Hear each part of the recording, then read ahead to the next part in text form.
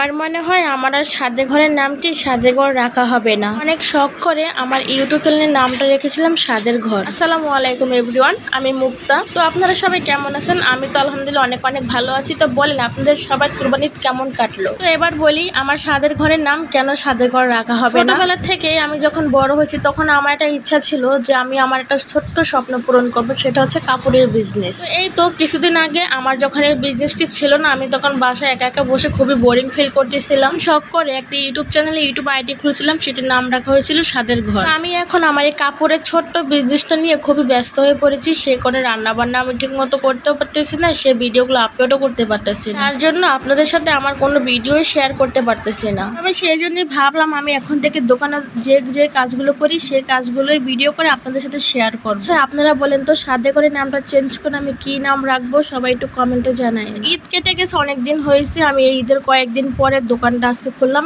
ঈদের ছুটিতে সব আমি গোছায় রেখে গেছি, এখন এসে সব আবার নতুন করে গোছাচ্ছি। তো দোকানটা আমি সম্পূর্ণ গুছিয়ে সেই ভিডিওটা আপনাদের সাথে শেয়ার করবো। এই তো আমার ছোট্ট একটি দোকান, আমি কেবলমাত্র শুরু করেছি। তো আপনারা সবাই দোয়া করবেন আমি যেন আমার স্বপ্নটা আমি সত্যি করতে পারি। জীবনের স্বপ্ন সত্যি করতে গেলে আপনাদের সবাই ভালোবাসা আমার জন্য অনেক অনেক দরকার।